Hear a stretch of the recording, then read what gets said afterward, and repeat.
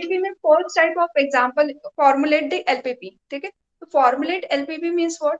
Suppose we are given question that contain maximise Z और minimise Z, this is called our objective. Problem का objective क्या है, हमें हमारा मोटिव क्या है, हमें प्रॉब्लम अगर फॉर्मुलेट करना है तो इसमें सबसे पहले क्या होगा, our objective must be clear कि हमें मैक्सिमाइज करना है कि minimise.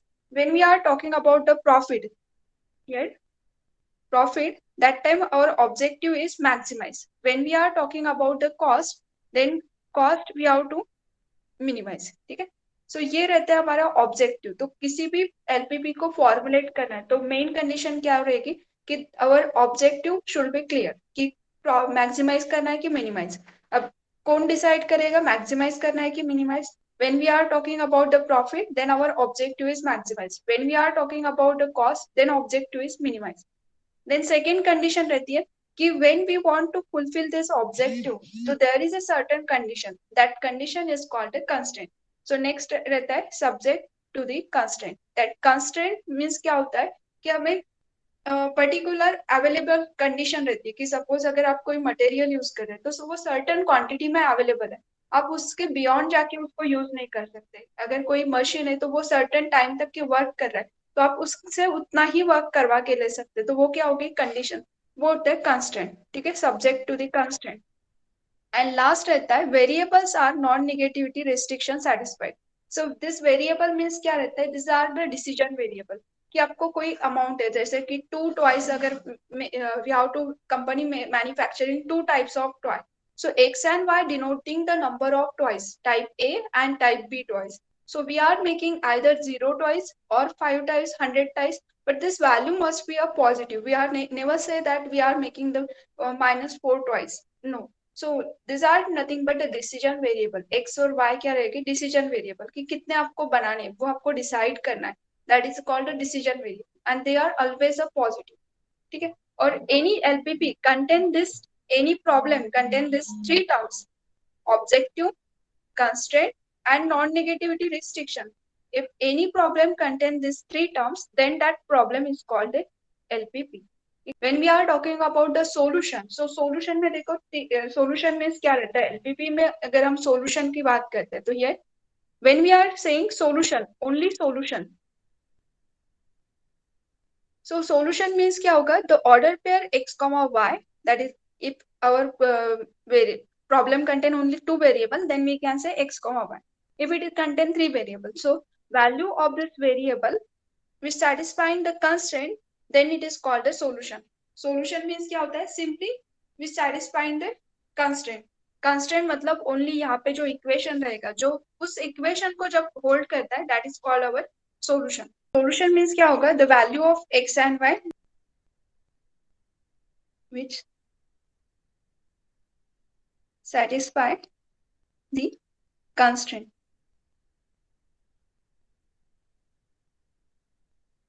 of LPP.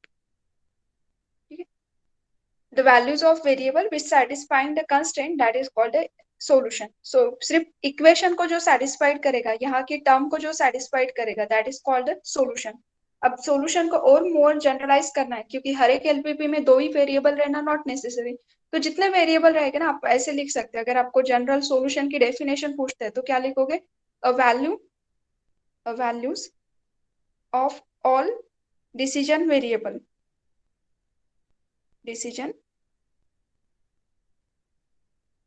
Variable x1 x2 and so on up to the xn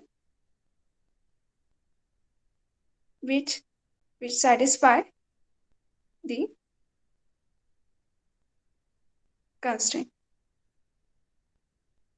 of LP is called solution, ठीक है।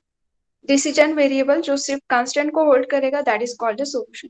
अगर हमने कह दिया कि हमारे पास में दो इक्वेशन है, suppose first equation is x plus Y less than equals to 3, second equation है twice x plus Y less than equals to 2। ना इनको अगर आप ग्राफिकली देखोगे तो अब यहाँ पे आप लोग ऐसे नहीं है कि दोनों इक्वल हैं, यहाँ पे क्या है इनइक्वालिटी है। तो इनइक्वालिटी में क्या होता है, आपको ग्राफिकल वे से जाना पड़ता है। ग्राफिकल वे रहता है, सिंप्लेक्स मेथड रहता है और अदर मेथड। बट यहाँ पे इक्वल टू नहीं है, इसके लिए यहाँ पे क्या होगा, नेसेसरी नहीं है कि we get the one solution which satisfying this two condition.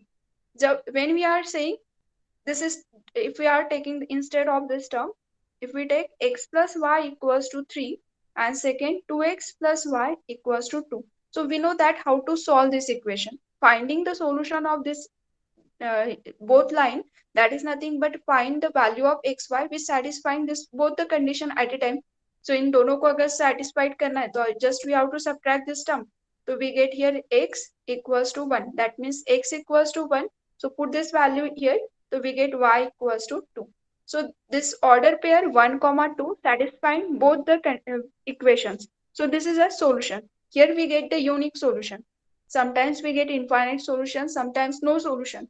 But when it is equal to, तो इक्वल टू में क्या होता है, यहाँ पे स्ट्रेट लाइन रहती है, तो इस पॉइंट पे वो लाइन क्या होती है, इंटरसेक्ट होती है, तो दिस इज द सोल्यूशन. और सोल्यूशन मतलब क्या कहते हैं हम, actually we are finding the values of X Y which satisfying both the equation. Similarly यहाँ पे भी आपके पास में क्या है, दो इक्वेशन है, इस इक्वेशन में इनइक्वालिटी है. नाउ इसका सोल्यूशन निकालना है, मतलब आप क्या करोगे, आप फर्स्ट लाइन को एक्स वाई प्लेन में प्लॉट अप करो, तो ये x plus Y equals to अगर 3 लिखते हैं तो it is nothing but this line जो यहाँ पे 3,0 से पास होगी, 0,3 से पास होने वाली line, this is nothing but x plus Y equals to 3. But it is a less than equals to, तो लेस दैन इक्वल्स टू का मीनिंग क्या होगा, we have to take all the point 3 and less than 3.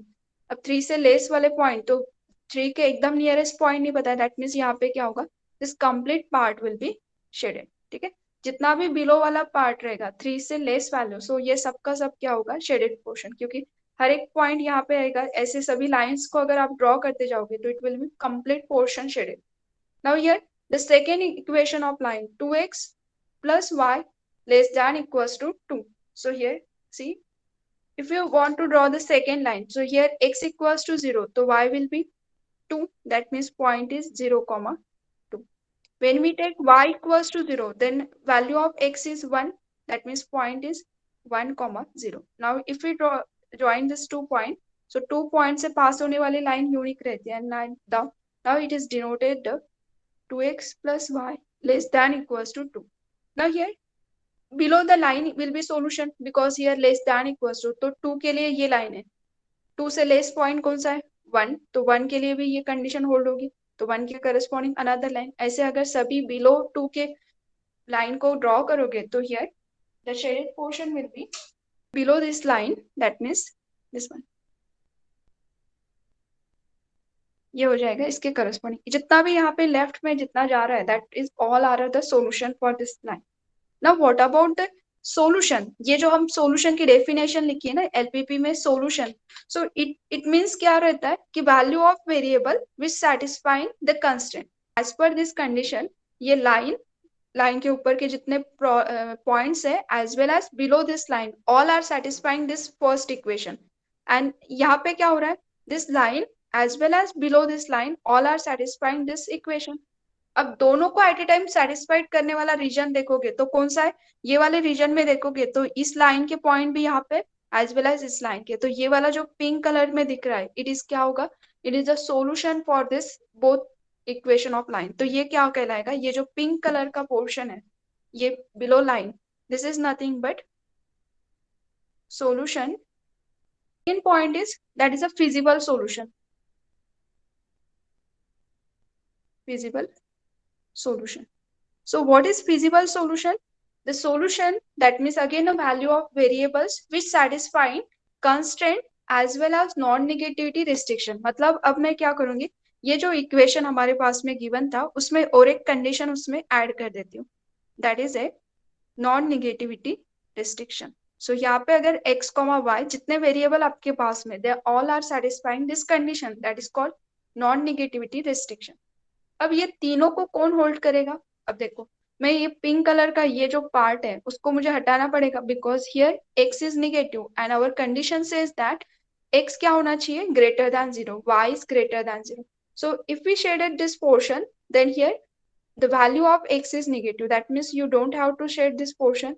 Here also xy is negative and here y is negative. तो in star किए हुए line को अगर मैं हटा देती हूँ तो अवर शेडेड पोर्शन रिमेन क्या रहेगा, this one is a shaded portion. Now ये जो ग्रीन किया हुआ रहेगा, पहले पिंक वाला पोर्शन तो पूरा सॉल्यूशन बन गया था, बट नाउ अब क्या हो गया, नॉन निगेटिविटी रिस्ट्रिक्शन को जैसे ही ऐड किया तो ये जो ग्रीन पार्ट दिख रहा है, this is nothing but our feasible solution.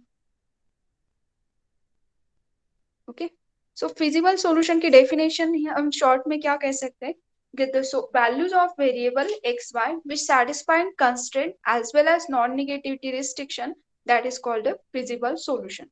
So any value of variable x y, तो कोई भी x y का जो भी order pair है which satisfy constraint non-negativity restriction, then that is nothing but the feasible solution.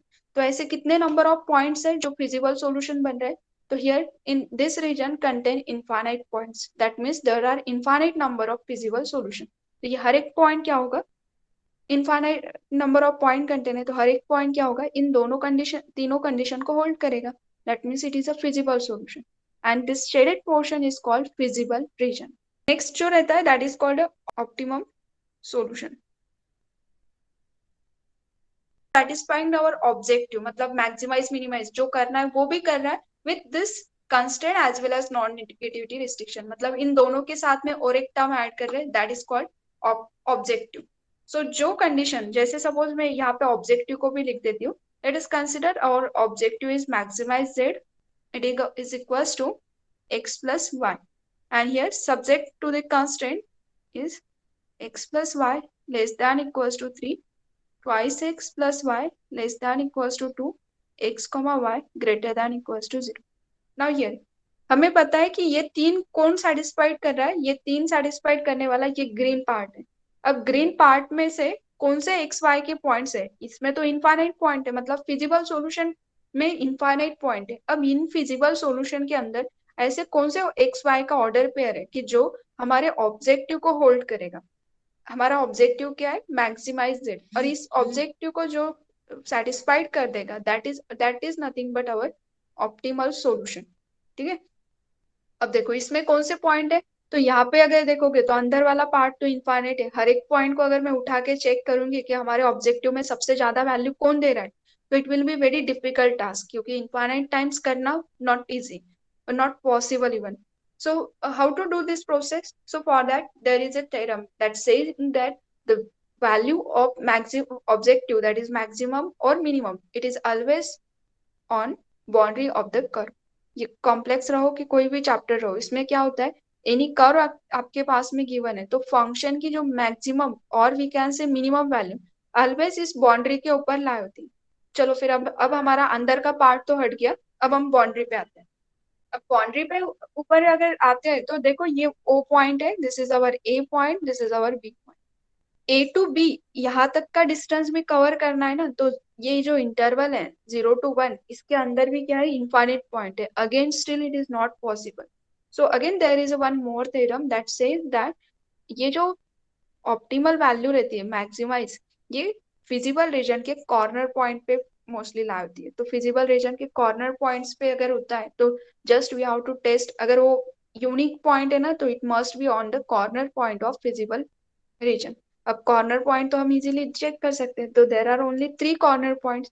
So 3 corner points कौन सा है, first is 0, that is a O 0,0, A point is 1,0 and B point is 0,2 and our Z is, Z की condition थी x plus y.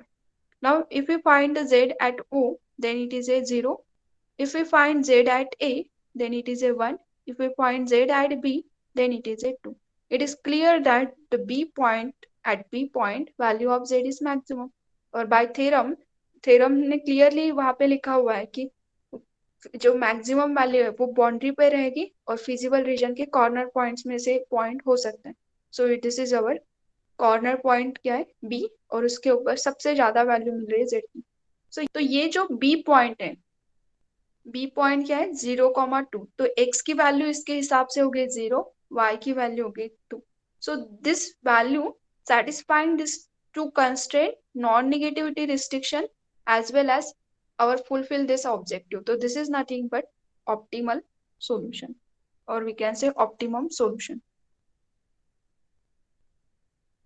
This is nothing but our optimum solution. ठीक है. सो क्या optimum solution की अगर definition पूछते तो क्या कहोगे आप ऑप्टिमम सॉल्यूशन की डेफिनेशन? ये क्या है? फिजिबल सॉल्यूशन मतलब ये वाला part, the feasible solution which optimize our objective of the LPP, that is called optimum solution. Graphical method समझ में आ गया है कंप्लीट कि ग्राफिकल में क्या करते हैं, ग्राफ ड्रॉ करते हैं और जो सभी रीजन का इंटरसेक्शन वाला पार्ट है उसको शेडेड करो, कॉर्नर के पॉइंट चेक करो. अगर इनकेस आपके पास में दो ऐसे कॉर्नर पॉइंट आ गए जैसे ए और B, instead of this term अगर ये 2,0 रहता था और ये 0,2, तो दोनों पॉइंट क्या होते थे, दोनों पे आपको ये मिलता था, ऑप्टिमम सॉल्यूशन मिलता था. तो तब क्या होता है, वो कंप्लीट लाइन क्या कहलाएगी, सॉल्यूशन. मतलब ये ए टू बी पॉइंट में जितने भी पॉइंट्स लाए होंगे वो सबके सब solution. That time we can say there are infinite number of solution. क्योंकि इक्वेशन है तो यूनिक सॉल्यूशन ही रहेगा हर time, not necessary. Sometimes no solution रह सकता है, समटाइम्स इनफाइनाइट सॉल्यूशन. तो इनफाइनाइट सॉल्यूशन की कंडीशन कब ऑकर होगी, जैसे यहाँ पे आपको सिर्फ एक ही पॉइंट मिला था बी. अगर इन केस मैं थोड़ा सा इस कंस्टेंट को चेंज कर दूंगी ना, तो जैसे कि यहाँ पे suppose we take x plus Y less than equals to 2. अगर ऐसे लिखते थे तो यहाँ पे बी ए के कोऑर्डिनेट्स भी क्या आते थे 2,0 और z की वैल्यू तब क्या होती थी 2. और ए और बी दोनों पॉइंट पे अगर मैक्सिमम वैल्यू है तो ए और बी को ज्वाइन करोगे तो ये जो पूरे पॉइंट्स रह गए, ठीक है, ये ए टू बी पॉइंट जितने भी रहेंगे, दैट इज ये ए बी लाइन के ऊपर लाए, this all are optimum solution. मतलब यहाँ पे क्या होगा, there are infinite optimum solution. Suppose our objective is maximize z equals to x plus y and subject to the constraint is 2x plus y less than equals to 3, and here x plus y less than equals to 1. Okay, now we have to solve this LPP using graphical method. अब graphical method से अगर मैं solve करती हूँ, मैं just ये rough में idea के लिए रफ में ग्राफ ड्रॉ करती हूँ. So here suppose y axis, this is our now first line को अगर ड्रॉ करना है तो इक्वल टू कंसिडर करके पहले लाइन को ड्रॉ करो. सो जैसे x की वैल्यू 0 रखोगे तो y क्या होगा 2, मतलब एक पॉइंट मिल जाएगा, दैट इज ए 0, y क्या होगा 3, तो point is 0,3. When we put y equals to 0 तो x क्या आएगा 3/2, that is nothing but 1.5. So let us consider यहाँ पे कहीं तो भी 1.5 इंटू 0. अब दोनों पॉइंट्स को अगर ज्वाइन करते तो that is nothing but line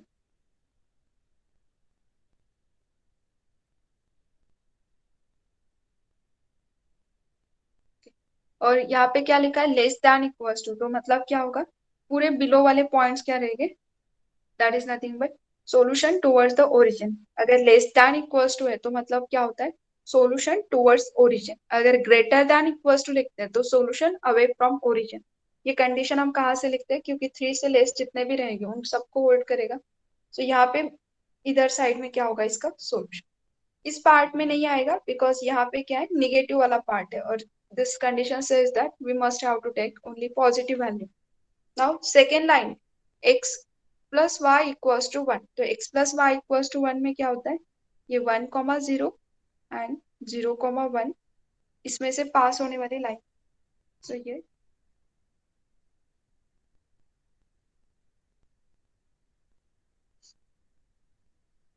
अब इसकी भी क्या है, बिलो सॉल्यूशन. ठीक है, अब देखो फर्स्ट का भी बिलो सॉल्यूशन, सेकेंड का भी बिलो सॉल्यूशन, दोनों के सॉल्यूशन का इंटरसेक्शन, मतलब ये क्या होगा, फिजिबल रीजन. सो फिजिबल रीजन क्या हो जाएगा हमारा, this is our feasible region. हाँ, अगर ऑप्टिमम सॉल्यूशन फाइंड आउट करना है तो हमें क्या करना पड़ेगा, कॉर्नर पॉइंट पे कहाँ पे ऑब्जेक्टिव होल्ड हो रहा है वो चेक करना है. अब ये A point, B, this is C. So A point के वैल्यू से कोऑर्डिनेट से 1,0,1, बी के कोऑर्डिनेट से 0,0, C coordinates are 1,0. and value of z actually function कैसा है, x plus. Now if we find the value of z at point A, so here at point A it is a 1, at point B 0 and at point C it is a 1. अब मुझे बताओ आपको objective value जहाँ पे maximum मिल रही है, ऐसे कितने पॉइंट है यहाँ पे जो हमारे ऑब्जेक्टिव कंस्टेंट नॉन नेगेटिविटी को होल्ड कर रहे हैं? 2 points. 2 पॉइंट्स. इसका मतलब क्या होता है कि ये 2 पॉइंट को अगर आप ज्वाइन करते, क्योंकि 2 पॉइंट से पास होने वाली लाइन यूनिक रहती है, तो इन दोनों पॉइंट्स को आप ज्वाइन करो, तो ये ए बी को ऑलरेडी ज्वाइन किया है. इसका मतलब है लाइन सेगमेंट ए सी, ये ए सी, ए और सी दोनों पे मैक्सिमम वैल्यू है, तो इफ वी ज्वाइन ए सी, तो ए सी इस लाइन सेगमेंट के ऊपर जितने भी पॉइंट्स हो गए they all are optimum solution. इसका मतलब है कितने सॉल्यूशन मिले आपको, तो this imply we get infinite solution.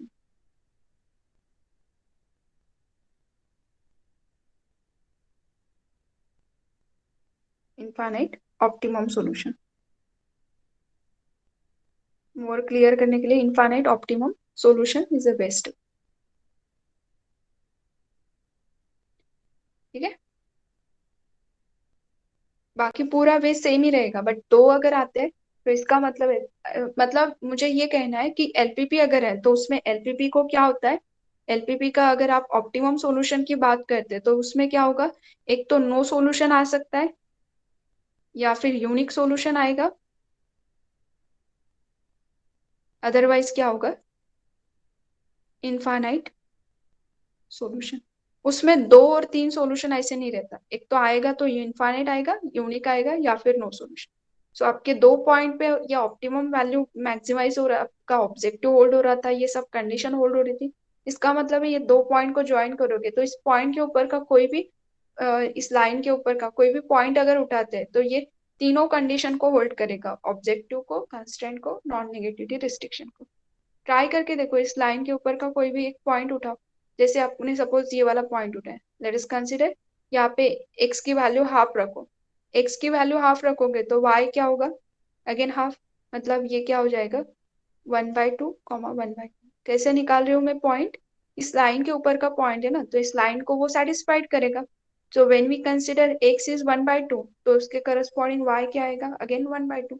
So 1/2 point, तो देखो इसमें पुटअप करो, 1/2 के ऊपर अगर चेक करते हैं तो z एट 1/2 तो वैल्यू क्या होगी 1, मतलब देखो और जो मैक्सिमम वैल्यू है वही मिली है आपको. इसमें पुटअप करो तो ये कंस्टेंट को भी होल्ड करेगा, x इज 1/2 तो ये 1 आएगा, 1 + 1/2, 1 + 1/2 कितना हो जाएगा 3/2, and 3/2 is less than equals to 3, तो yes correct. 1/2 plus 1/2 that is a 1 and it is less than equals to 1, it is again a correct. और ये दोनों कैसे positive, that means this condition is again full. So इसका मतलब है ये ए to सी इस लाइन सेगमेंट के ऊपर का कोई भी पॉइंट उठाते हो तो वो तीनों कंडीशन को ऑब्वियसली होल्ड करेगा. सो ऑल पॉइंट्स इस लाइन सेगमेंट के ऊपर के ऑल पॉइंट क्या होंगे, optimal solution. That's why we getting infinite optimum solution.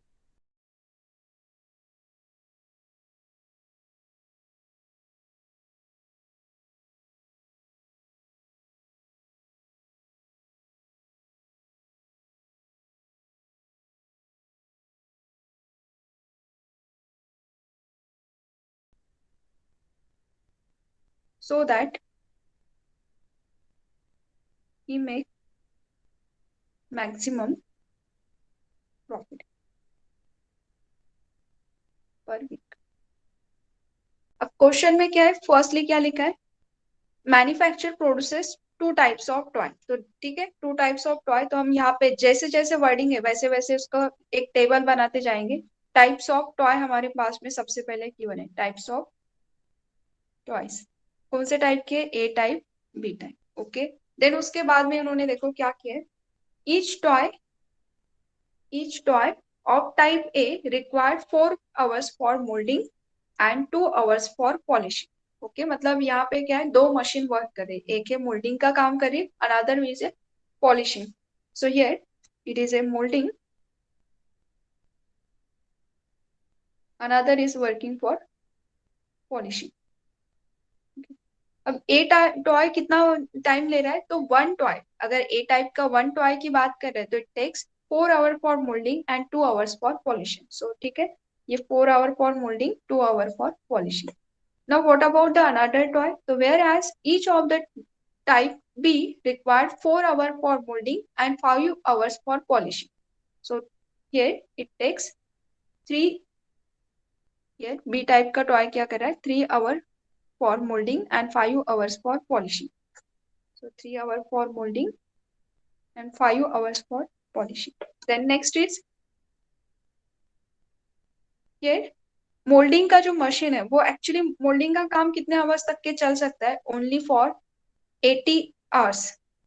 ठीक है, so it takes only 80 hours. Total यहाँ पे लिखा हुआ है कि मोल्डिंग ये जो टर्म है ये 80 आवर तक के ही वर्क करेगा, आप इसके ज्यादा नहीं कर सकते. तो ये क्या हो गया, available time. So we can say time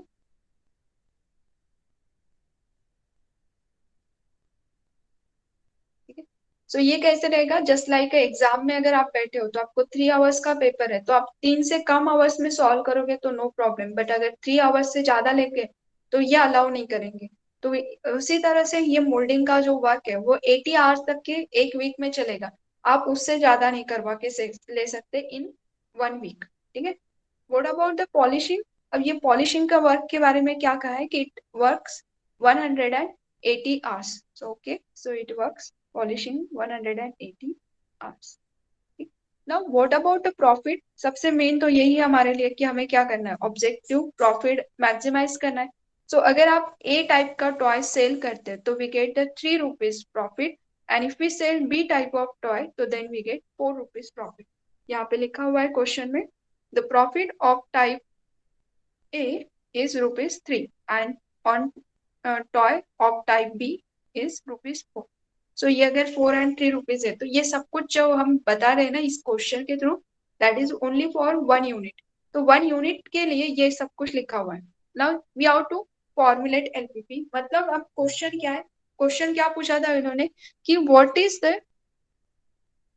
what way the manufacture of the toy so that he makes maximum profit. अब ये मैन्युफैक्चर करते वक्त ए टाइप के कितने नंबर ऑफ टॉय बनाए और बी टाइप के कितने नंबर ऑफ टॉय बनाए, सो दैट ये कंडीशन इसके हमें इसको छोड़ के भी नहीं चलेगा क्योंकि ये इतना ही अवेलेबल है.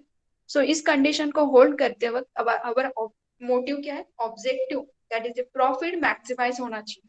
सो लेट अस कंसिडर ये हमारा मेन टेबल है. Once we get this table और ये करेक्ट टेबल अगर आपने लिख दिया तो फिर आपको डायरेक्टली सॉल्यूशन ही मिल जाएगा.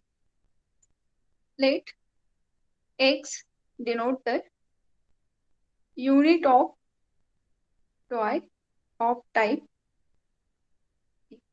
सो हम अज्यूम करेंगे कि हम ए जो टाइप का टॉय वो हमने x नंबर ऑफ यूनिट में बना दिया, और second B type of toy suppose हमने y यूनिट बनाया, तो y unit of toy of type. अब x और y यूनिट ऑफ टॉय बना लिए तो हमारा ऑब्जेक्टिव क्या था, objective function is maximise the profit. मतलब यहाँ पे क्या होगा, hence objective function is to make the maximum profit. Okay, per week.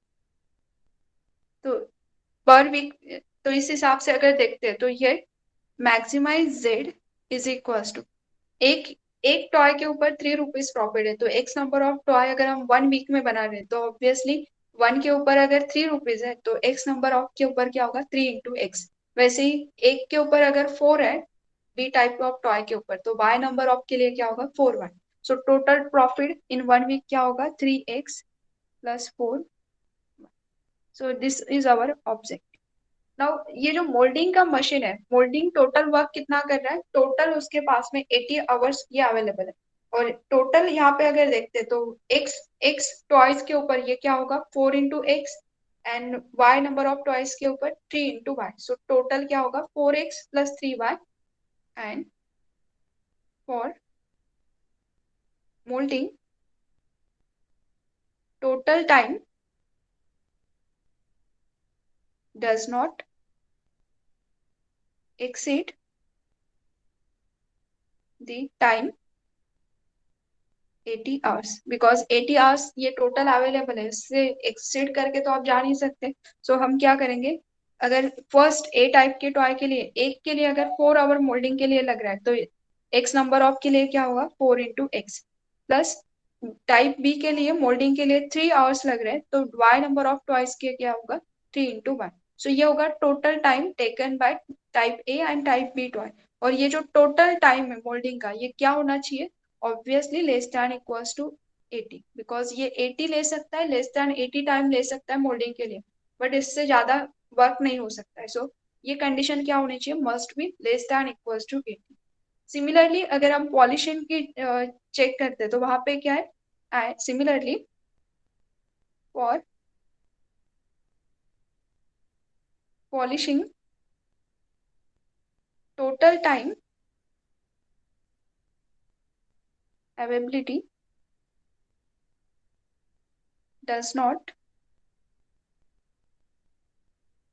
exceed the time 180 hours. So that means first while taking 2 hours for polishing, so there are total x toys, so 2 into x, and second toy taking 5 hours for polishing, and here total are y, so 5 into y. This is nothing but, this term is nothing but the total polishing time for toy A and toy B, and this time must be क्या होना चाहिए, less than equals to 180. So therefore पहले आता है objective, मैगी x plus 4y subject to the constraint. जो ये condition को होल्ड करते हो क्या क्या हमें ध्यान में रखना है, और first condition is 3x plus 4x plus 3y less than equals to 800, 2x plus 5y less than equals to 180, x is x, y greater than equals to 0।